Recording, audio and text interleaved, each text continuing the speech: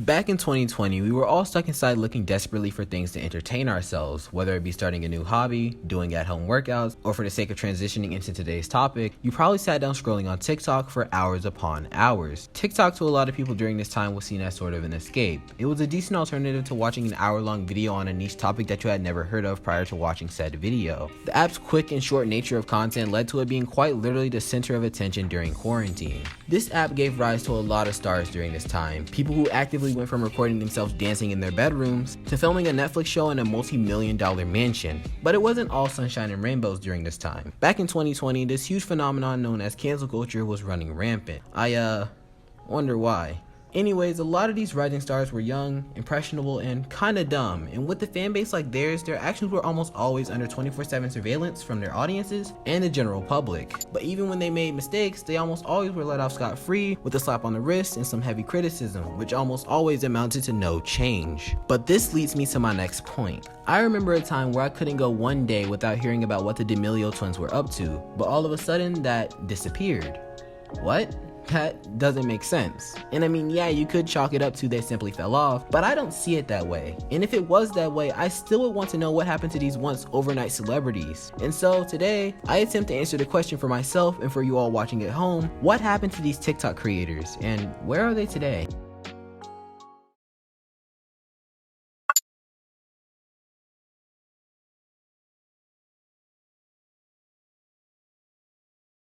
If you were to ask anyone to name TikTok star children, most would be quick to mention Addison Rae, Bella Poarch, and this chapter's subject, CharliDamelio and her sister, DixieDamelio. With a combined following of over 200 million on TikTok, these two have left an unmistakable mark on the TikTok format, oftentimes being the ones most pointed to when discussing creators who made TikTok the platform it is today. And to be honest, I'd be hard pressed to disagree. Charli, the younger sibling, got her start fairly early on the platform, with her account allegedly being created in June of 2019, where she was almost instantly met with success. And don't ask me why, because I have no idea why. Anyways, in the following year, her sister Dixie would also make a TikTok account, where she would also be met with similar success.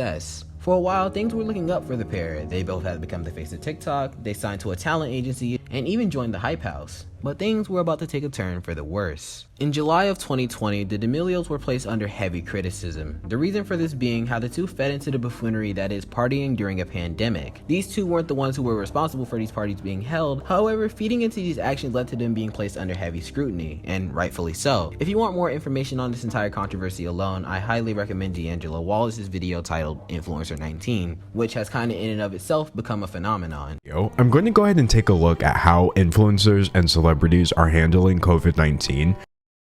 Nowadays, the D'Amelios seem to be staying out of drama, with the two of them still posting to TikTok still to this day, and Dixie launching a successful music career. The pair even successfully managed to transition over to YouTube for a while, however, the both of them haven't posted to their respective channels in over half a year, and it's hard to say if they'll return to uploading to their channels. Overall, the pair have managed to stay relatively relevant in the online landscape, however, nowadays it's hard to hear anyone even mention them, and it's kinda sad, what can I say? However, I can't say the same for our next subject, as most would say her downfall was well-deserved.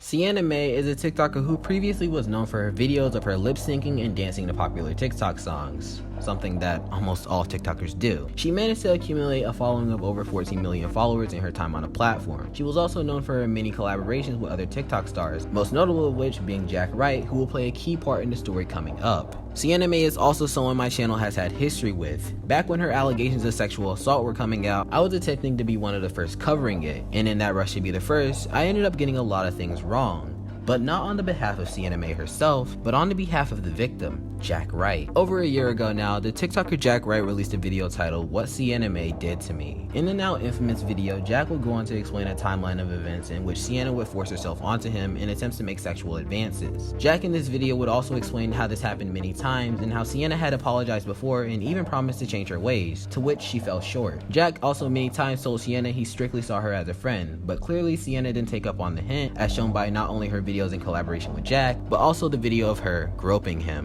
Sienna throughout this time would also make videos of her own in response to these allegations. However, all of these videos hold no merit, and both of which are just her gaslighting and invalidating Jack's feelings as a victim. Sienna would go on to release Sorry, wrong video. Sienna would go on to release a now infamous apology video, to which the internet replied accordingly. The fact that people actually support her now sickens me. She's back on social media now, and she ended up having no allegations.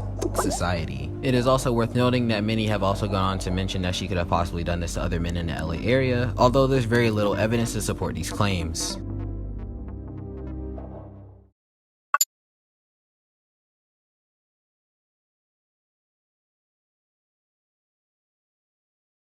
Of all of the creators I've had the enjoyment of researching in this video, LilHuddy was the one I was most interested in, only to find that he's still doing the same things as before. Oh, what's that, you ask?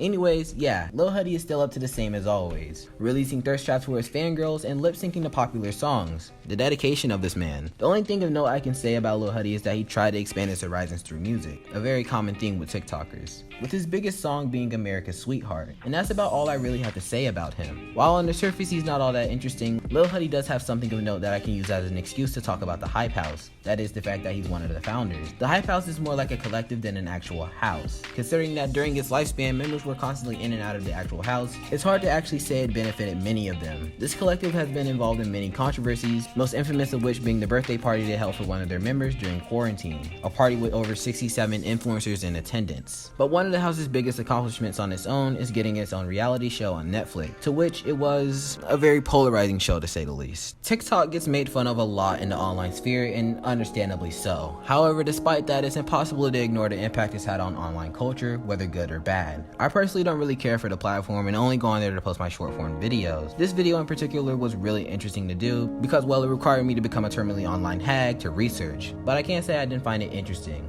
But anyways, with all that being said, here's another video of mine I think you'll really enjoy. I've been Just Quilted, and until next week, later.